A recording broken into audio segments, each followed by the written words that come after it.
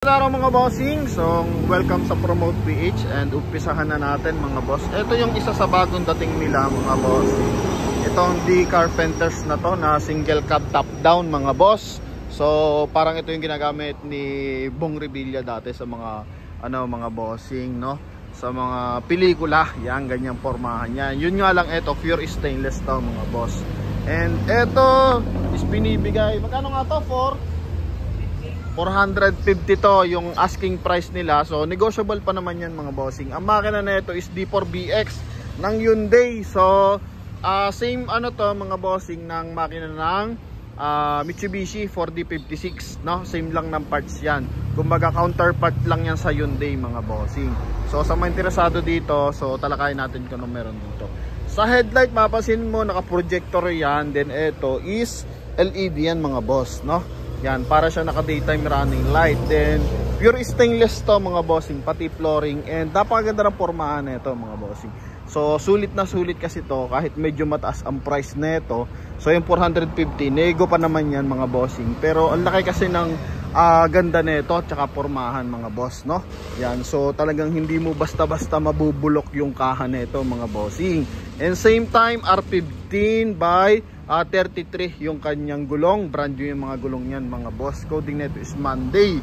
Papasilip din natin yung kanyang makina. Same time, naka-snorkel to. Yan, na stainless yung housing, naka-bull bar sa hood. Yan mga boss. Ito, Magara to mga bossing. And eto mga boss is syempre manual transmission. Hindi lang to naka 4x4 mga bossing, ha. Yan, hindi lang siya naka 4x4, pero ito naman yung kanyang loob. Okay, so may sound setup pa rin yan kahit single cab yan mga bossing. Yan. So dito kasi ang hatid pag mga ganitong Wrangler type top down, so ang hatid dito mga bossing yung forma ng unit. So pwede mo talagang siyang tag dito river crossing, kasi nga bukod sa snorkel, no, so yung kanyang exhaust o yung tambutso niya is napakataas mga bossing. So kahit ilubog mo yung kanyang kaha, so pwedeng pwede to. So ito nga nakalagay adventure off-road to mga bossing. Same time may tangke, no, pero not sure lang kung ano to mga bossing, walang butas. So GSM pa, so nilagyan lang pala mga boss, pero wala siyang takip, no. Yan, pero madali na pag-usapan if ever na gusto nyo paganahin to mga boss, no. So check lang naman to kung may butas or wala. Then naka full bull bar yan mga bossing. So buo yung pang ilalim na ito mga boss, no, naka-chassis talaga yung pang ilalim niyan. Okay? So kahit ito mga bossing is 4x2 unit, is solid yung pang ilalim niyan. Kasi nga maikli lang naman to, medyo magaan lang naman to mga bossing. So kahit hindi siya 4x4, napakaswabe na itong gamitin sa mga river crossing mga boss. Okay? Yan, syempre diesel engine to, manual transmission na naka 5-speed manual transmission. Bago yung mga lona, naka-LED rin yan mga boss. So ito sa mga nangangarap ng magandang owner, so ito mga boss, recommended yan. So not sure lang kung kaya nyo yung pricing, 450,000. Pero ito naman is bagong recondition mga boss. So kumbaga brand new yung kaha nito, no? Brand new yung kaha. Brand new kasi ang kaha ng ganito mga bossing. Okay, so yun yung makina D4BX ng Hyundai. So counterpart niyan, sa mga hindi nakakailam mga boss, ito po is counterpart ng 4D56 ng Mitsubishi. So yun yung kanyang bull bar, no, nakakonect sa kanyang air cleaner. In same time mga boss is yun nga, fuel injected to, and naka power steering to mga bossing, no. Yan, so ito po sa mga naghahanap dyan ng pormadong owner, ito mga boss. Yan, ang gara niyan mga bossing. So 450, ulitin natin 450. So yun, usually naman sa ating mga bars na bumibili nito, talagang aliwan na lang, minsan hindi na valued sa nila yung yung taas ng presyo. Ang inahanap na lang nila yung gwapong unit mga bossing. So lalo't lalo na ito po is isang brand new yung kaha mga boss. So malaking bagay pag ganoon mga bossing, no. Yan, so ito yung kanyang kabuuan. So all stainless yan mga bossing. Pag nanawa ka, pwede mo rin ito mabenta mga boss ng medyo mataas na price. So yun yung advantage niya. Okay. Yan. So ano nakaraan kasi natalakay natin dito, may hammer dito na segunda mano mga bossing. Yan oh. Okay, then upuan ito. Then ito 'yon. Do. Yan, ito yung ating segunda mano na hammer. Okay, ang makina na ito, ano makina na ito? Ha? C240 na makina na ito mga bossing. Okay. Then ito naman binibigay ng 360. So mga option yan, medyo maulan kasi ngayon, yan makulimlim naman kita sa panahon. So kaya ito idea lang para sa mga naghahanap ng matataas ang ground clearance. Ito may mga nare-recommend tayo ngayong araw. Okay. So semi hammer naman to mga boss. Hammer talaga siya mga bossing, pero maliit lang. Ito naman yung kanyang interior. So ano na to, customized na, single cab din to mga bossing. Ito mga bossing is dashboard na ng Kia, no? Ng mga van na Kia mga boss. Yan. So forma ang habol natin for today's video. Ito naman ibang klase yung lona niya. Ayan o. Okay. May mga belt pa yan mga bossing. Ito yung likod niyan. Yan mga boss. So, ha? Yan. So iba naman. So yung iba ang ginagawa dito sa mga ganitong klase is tinatanggalan siya ng lona dito sa likuran. Okay? Yan. So idea lang mga boss. So ito 365 naman to mga boss. Nabalag na rin naman natin to noong nakaraan. Yun nga lang, bigyan ko kayo ng magandang option ngayong araw. So ito. Okay, C240 ang makina. Then para sa mga naghahanap talaga ng low budget na owner type Jeep, so ang pinakamura dito mga bossing, ito yung mga line up na to. Yung mga buggy type. Okay, so dito muna tayo. So may single cab dito na bansot mga boss, no? Yan, so kung may bansot na multi-cab mga bossing, kilala niyo na naman yon, si Len TV ata yun mga boss. So yung multi-cab niya, cute. Ito naman, single cab na cute mga boss. Okay, so 4K ang makina na ito, naka steel top. And same time, ang liit na ng gulong.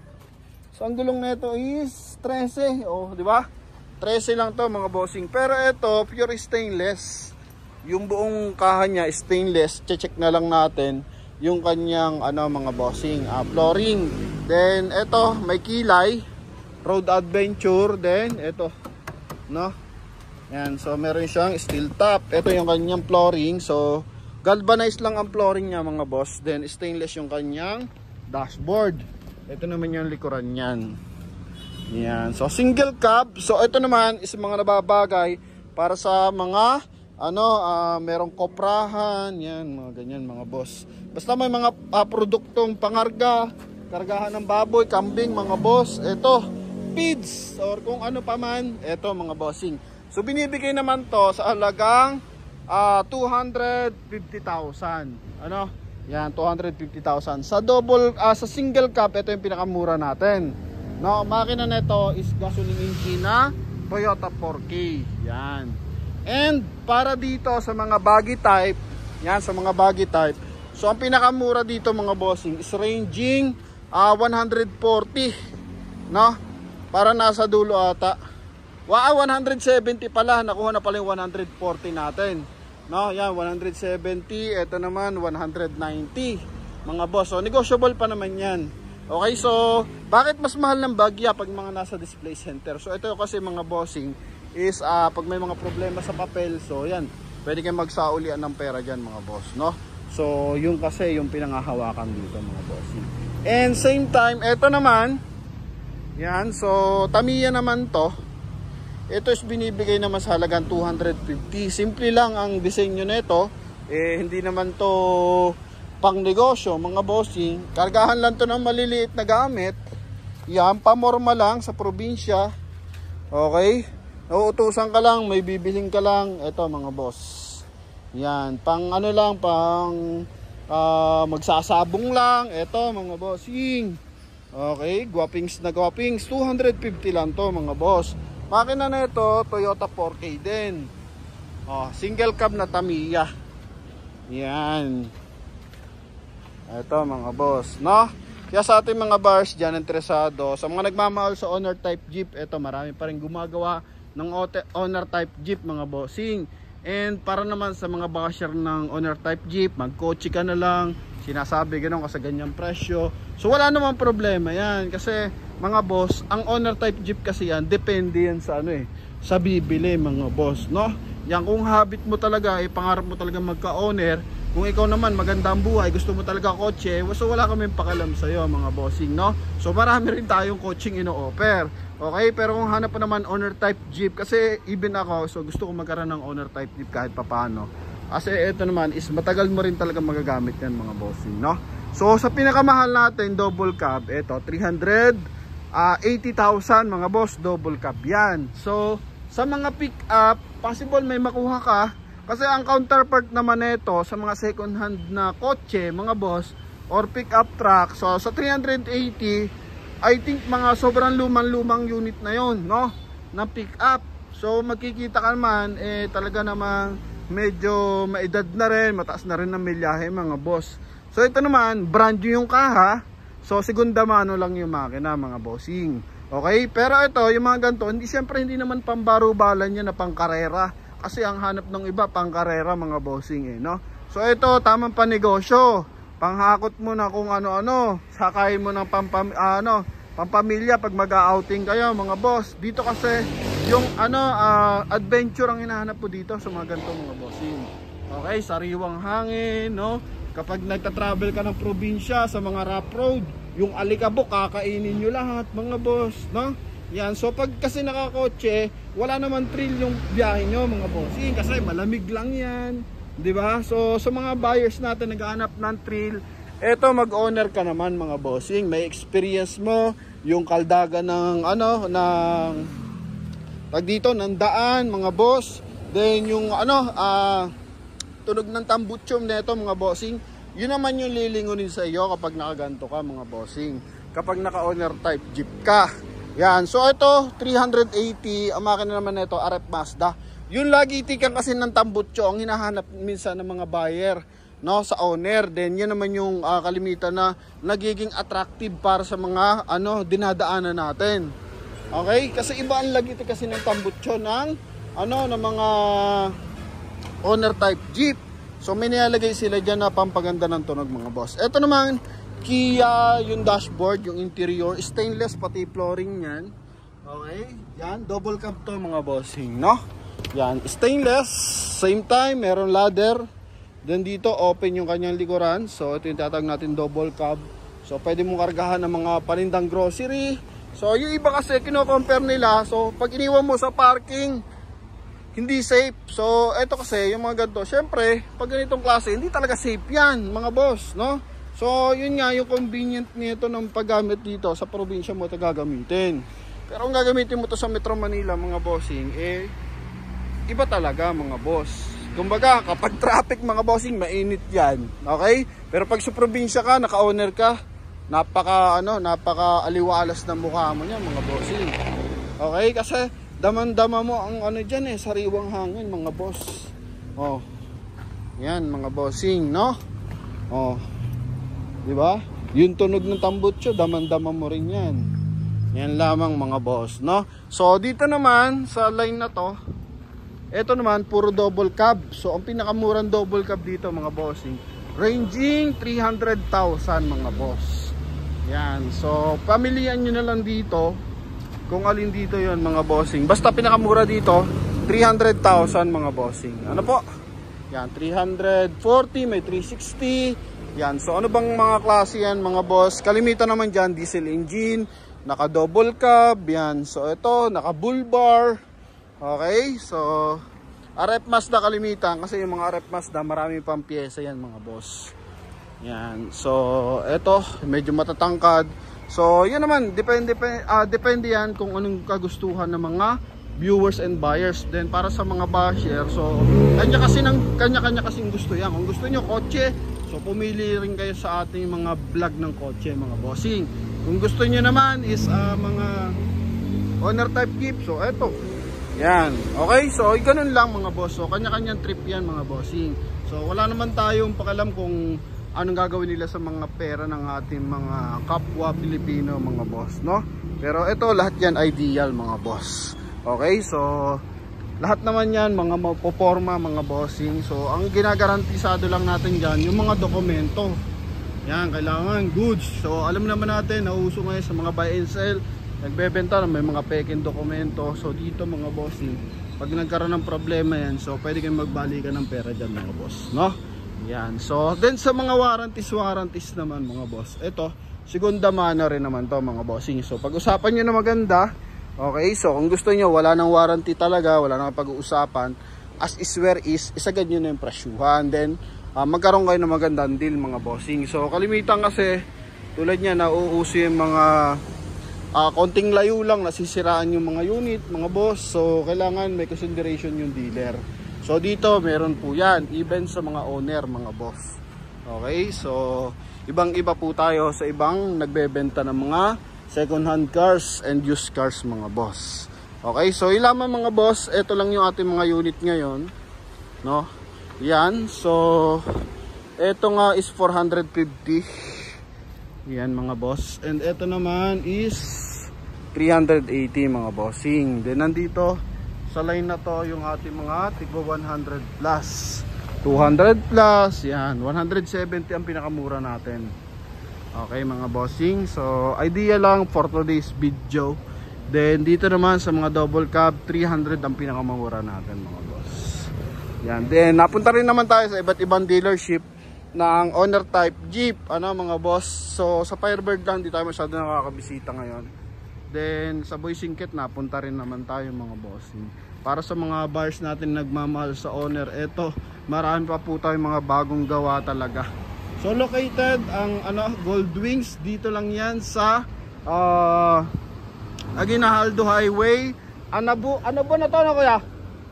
Anabu na no? Bay Luma. Tansan Luma. So Tansan Luma to mga boss. Basta pala tandaan dito mga bossing is Robinson Imos. So pagdating mo ng Robinson Imos, left side to kapag galing ka ng Manila, kanan naman kapag galing ka ng Tagaytay mga bossing. Ano po? Yan, so option lang to mga bossing. Then para talaga sa mga naghahanap ng mga murang owner type Jeep, so marami naman yan.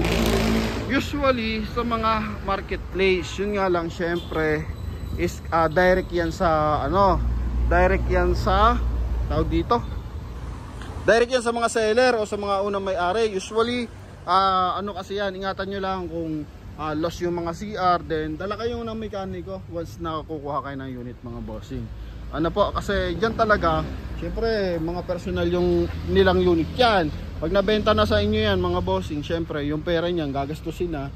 So magkaroon ng problema sa mga documents, yung kasi magiging problema mo doon kung sakasakali mga boss. Ano po, yan, so saan mo hagilapin yung may-ari? So kahit puntahan mo yan sa kanila, kung nagastos na yung pera, so walang mangyayari dyan mga bossing. So pag dito, tinatawag tayong dealership, so naka-establish yan mga boss. Negosyante itong mga to. So may kanya-kanyang pondo and hindi nila basta-basta bibitawan yung unit kapag alam nilang may magiging problema mga boss.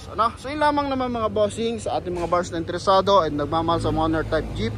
So thank you very much. And para sa ating mga basher, mga boss, so pili na lang kayo kung ano yung mga gusto nyong unit mga bossing. So eto pala yung ating mga owner type Jeep mga bossing. So kaya medyo lumayo ang bentahan ng owner ngayon is dahil sa mga multi-cab syempre, di ba?